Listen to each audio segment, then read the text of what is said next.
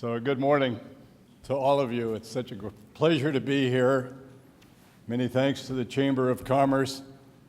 And it's just a treat for me to look across the room and see so many wonderful friends, business people. I'm going to name here only one of the business people in the room, but it's kind of a special case, Greg Bachman.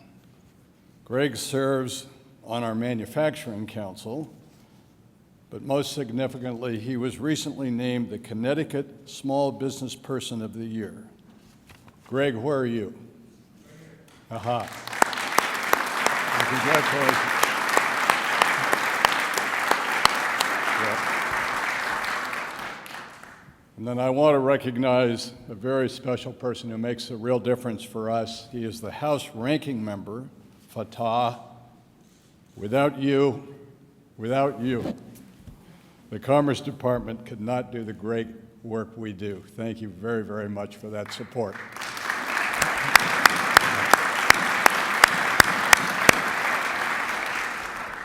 And I want to acknowledge an extraordinary person, our Deputy Secretary at the Commerce Department, Dr. Becky Blank, and then with Becky, our bureau heads, substantially all of whom are here today. This is an extraordinary group of people. I haven't been there for long, but I know. Really smart, really hardworking, doing everything they can to make a difference. Would all of you that are here please stand up? Just one quick stand.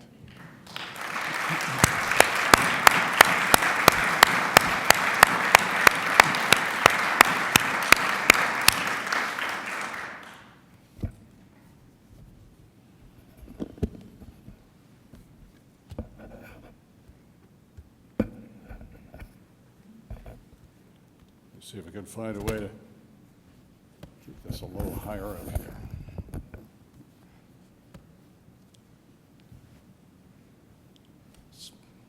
So as we gather here this morning, one challenge stands above the rest: putting Americans back to work. This has been President Obama's focus since the moment he took office amid the worst financial crisis since the Great Depression. It will be our focus every day at the Commerce Department. When Americans can't find work, when they can't find a career path, it ruins lives. Nearly every American has a family member or a friend who is without a job. They know how hard it is. But high unemployment isn't just bad for individuals, it's bad also for business. High unemployment will damage the profitability and even the viability of many businesses, large and small. We as a country must act now to maintain America's hard position as the strongest economy in the world. A challenge this urgent requires leaders in Washington to put aside business as usual. That is what the American people expect, and it is what they deserve. The world that I just left, the world that all of you business people are in, is about results. Business leaders are judged by their ability to manage challenges and to take reasonable, tough-minded risks to grow their business. I remember well the biggest challenge I faced as the CEO at Edison International. That was the energy crisis of the years 2000, 2001. Market manipulation led by Enron had drastically reduced the supply of electricity. Wholesale electricity prices jumped as much as 800%. Californians expected their utility to fix the problem. They didn't want to hear whose fault it was. They didn't want to hear excuses. That wasn't easy, but we worked day and night to keep the lights on. The availability of power in that year and a half literally changed every single hour. If we did not succeed in keeping the lights on, businesses would close, and we would fail our customers. We acted with urgency because that is what our customers and our shareholders rightfully demanded of us. So, when I hear business people express their frustration about Washington, it's the lack of urgency and the lack of focus on results that bothers them the most. As you and I know, business people are generally pragmatic, not partisan. What they care about, what gets you all of us up in the morning, is finding new opportunities to strengthen and grow businesses and to solve problems. When business people don't see the same intensely focused commitment to practical results in Washington, they get frustrated. I get this frustration, so does the president. That's why President Obama has recently taken a series of actions to get people back to work and back on their feet. Because the president knows, as every American knows, we can't just do nothing for this Congress to act. But the president is not giving up on Congress either. He will keep urging Congress to pass critical elements of the American Jobs Act, including the extension of the payroll tax cut. And he'll also continue to push important priorities for the business community, including building a tax code that is more competitive internationally. We need to get rid of the loopholes and use those savings to lower the corporate tax rate for the first time in 25 years.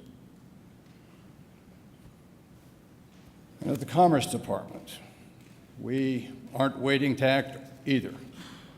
We have a major role to play at this critical time to support job creation in America. We have an array of tools to make our businesses more innovative, more efficient, and more competitive around the world. And if you, as business people, have questions or concerns that need to be addressed, my door will be open and I will advocate on your behalf. I've been speaking almost daily to owners of businesses large and small since taking my new position. I want to know how this administration and the Commerce Department can best help you. From these conversations, my discussions with the President, and my own personal experience, I will prioritize one simple imperative. Here it is. We need to help American businesses build it here and sell it everywhere.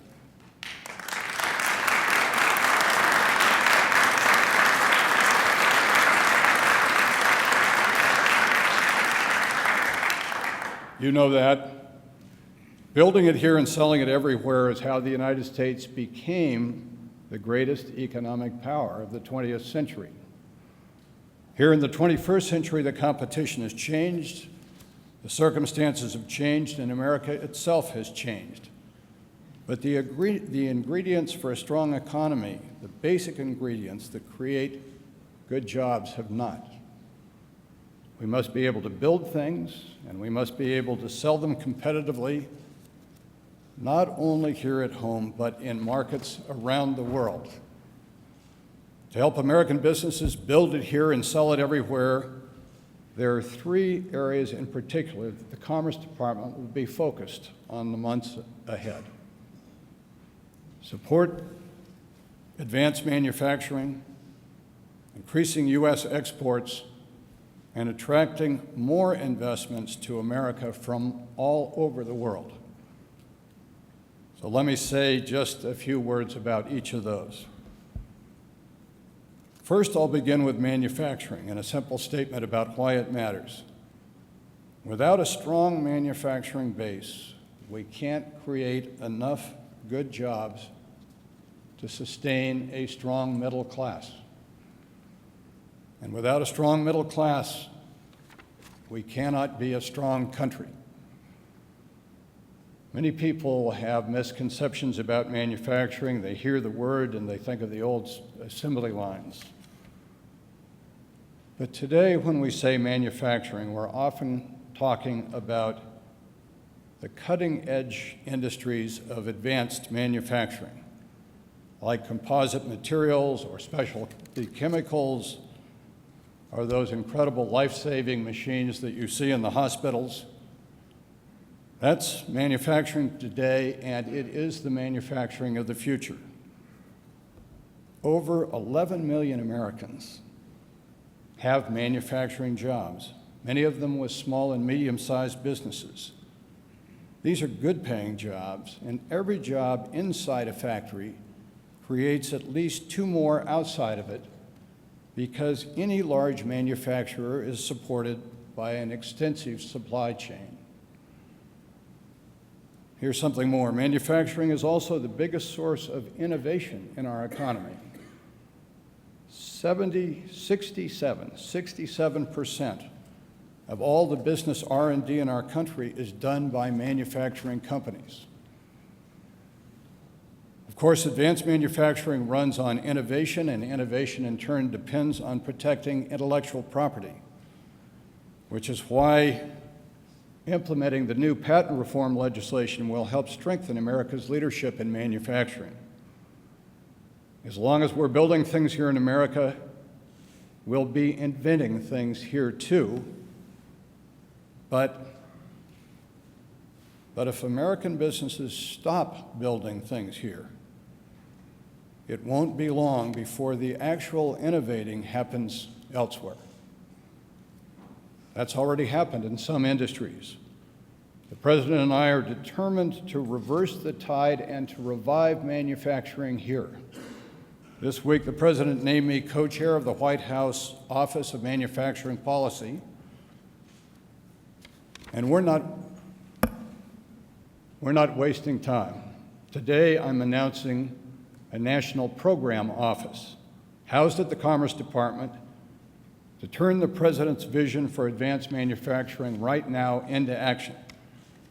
The National Program Office will support the President's Advanced Manufacturing Partnership, that is, bringing together industry, universities, all the federal government to drive investments in emerging industries like IT, biotech, nanotechnology, and others. The Program Office will also build on the existing efforts of the Commerce Department. For example, our Economic Development Administration in the last 2 years alone has invested in 68 competitive job-creating projects across the country to support advanced manufacturing. And next year, our National Institutes of Standards and Technology will invest nearly $90 million in advanced manufacturing, much of it in new research areas like smart manufacturing technology and new materials discovery. So we want to help more American companies build things.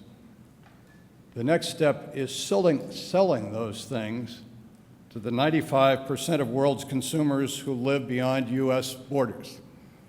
And despite this vast opportunity, U.S. businesses are not exporting nearly as much as they could. Only 1% of our U.S. businesses export at all. And of all those that do, of that 1%, only 58% sell to one market, and one market only, and that is typically Canada and Mexico. That's why helping more companies export will continue to be a major priority for the Commerce Department. Many companies would like to export. They have great products to sell, but they just aren't sure how to get started. Small businesses in particular often face big challenges getting export financing, building relationships with foreign suppliers, or dealing with unfamiliar foreign rules and regulations. President Obama's National Export Initiative, called NEI, most of you will recognize that, is designed to help businesses overcome these hurdles. The initiative has already helped U.S. businesses expand exports, 17% increase in the year 2010, 16% so far this year.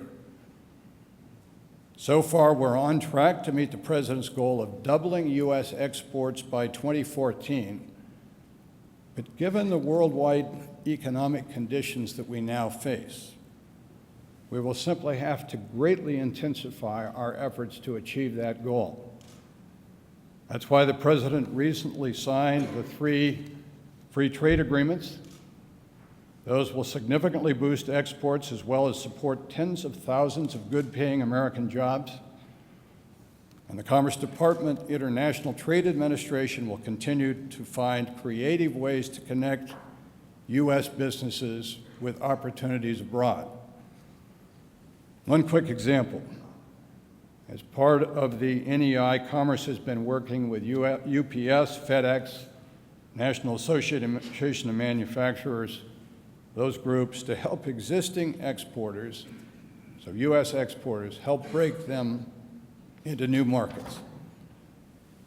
And building on this success, we recently, just 3 weeks ago, launched a new effort where FedEx will work with the U.S. Foreign and Commercial Service at the Commerce Department to match their foreign customers, FedEx foreign customers, with U.S. suppliers.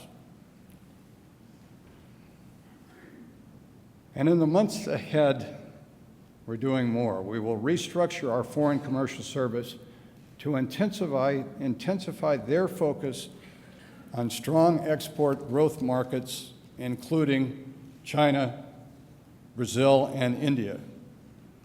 The Commerce Department will also be working hard to build on the progress we've made reforming our dated export control laws. And finally, we will pay special attention to removing overseas trade barriers to ensure our companies are competing on a truly level playing field. In particular, we will be focused on non-tariff barriers, the import quotas, the overly narrow technical standards, onerous regulatory procedures, and other techniques countries use to shut competition out. That is a particular concern in the case of China. The U.S.-China relationship, as all of you know, is one of the most important bilateral relationships in the world. And in the past few decades, China has lifted hundreds of millions of people out of poverty and into a thriving middle class. As China's economy increasingly opened to the world, we supported them, joining the WTO exactly a decade ago. That was a landmark forward step and a really positive one.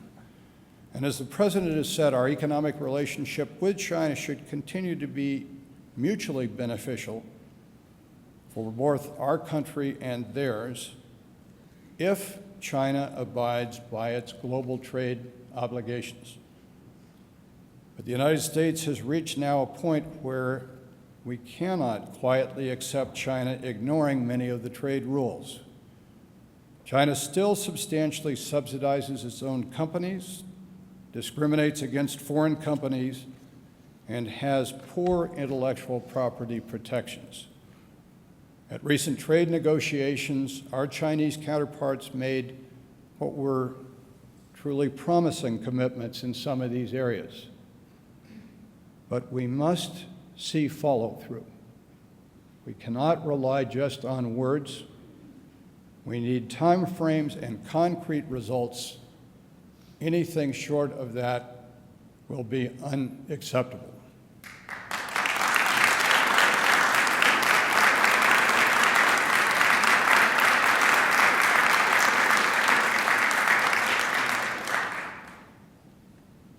Ultimately, we American business people just want trading partners to open their markets. Businesses should succeed or fail based on the quality and the cost of their goods and services. This administration is deeply committed to ensuring the United States remains the most open economy in the world. And that leads now to my final priority. We want more investment coming into the United States. It's a simple equation: more investment equals more jobs. That is why we want everyone in the world to hear this message loud and clear. The United States is open for business.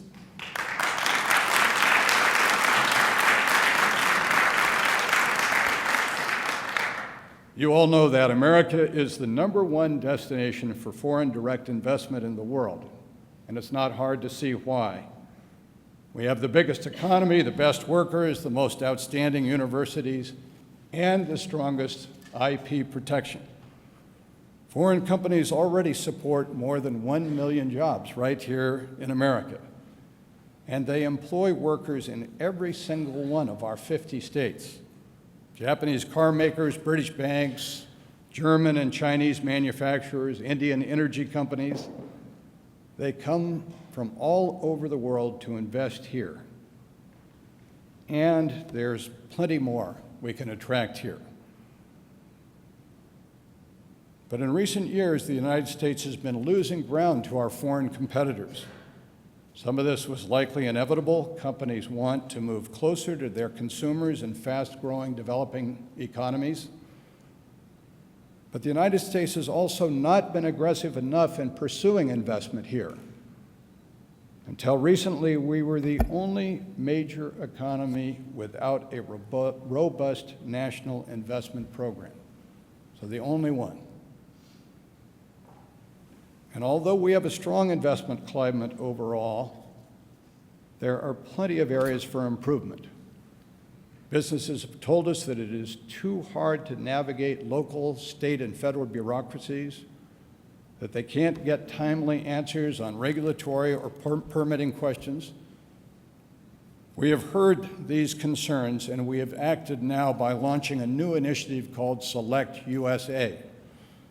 Housed in the Commerce Department, that is the first coordinated federal effort to aggressively pursue and win new business investment here in the United States from both foreign and domestic companies.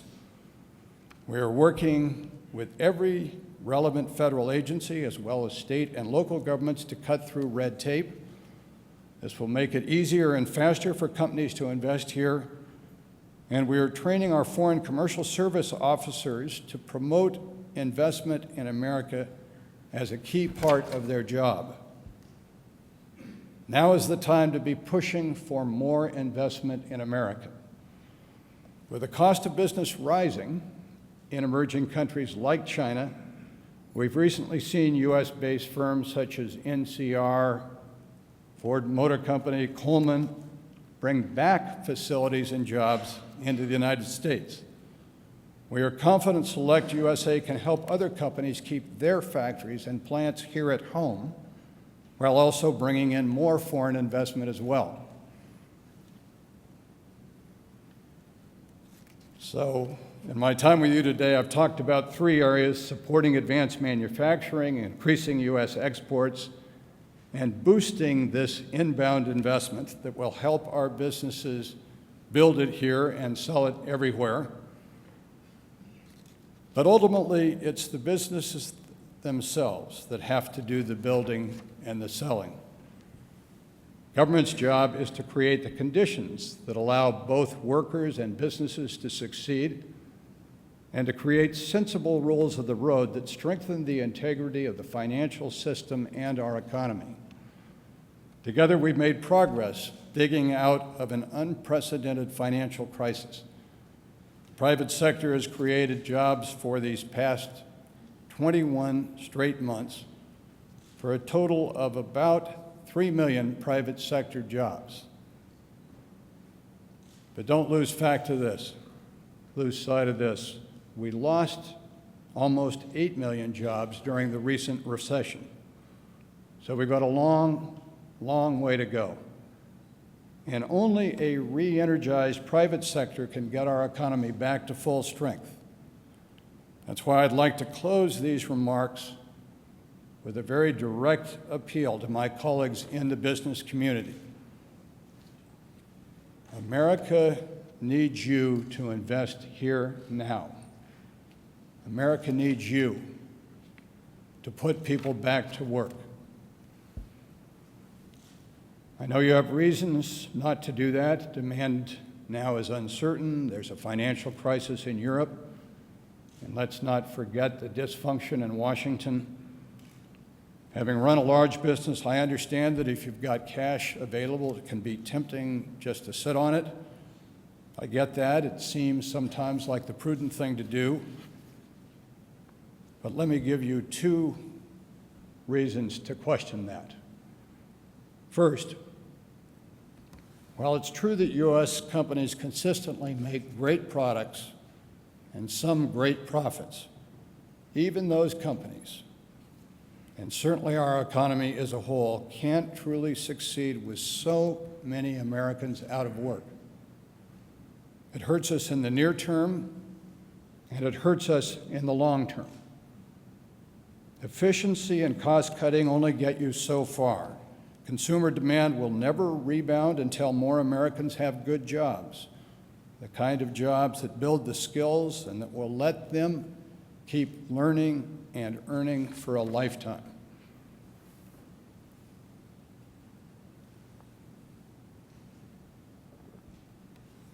And then the second compelling reason for businesses to act boldly on jobs and investments is because that's what our economic competitors, all our big economic competitors around the world, are doing right now.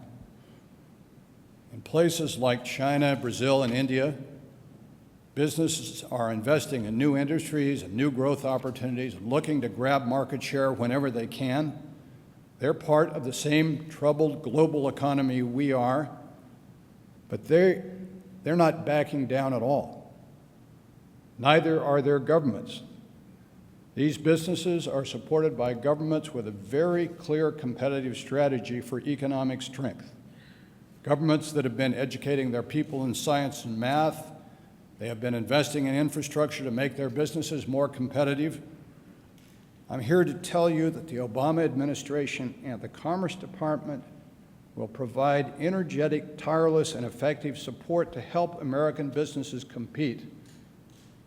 But competitiveness in itself is only a means to an end. When you root for your favorite team, you don't want them just to compete.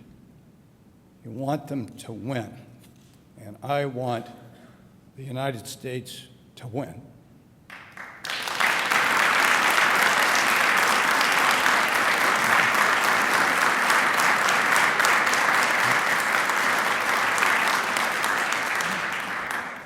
What does that mean? Winning means the best jobs in the world are found right here in America.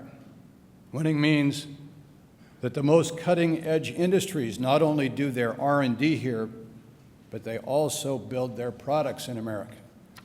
Winning means that opportunity and prosperity are widely shared in America.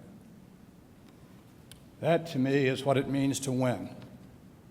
And the Commerce Department should be judged, we should be judged, by how well we help American businesses achieve these goals. I know the problems we face are big and complex. I also know that as a nation, we are up to the task. People knock Washington for a lot of good reasons, but I'm really, really happy to be here because I see a real opportunity to make a difference.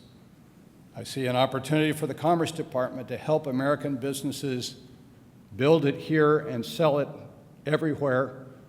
It's our time to shine, and it is a great time to be the Secretary of Commerce. Thank you very much.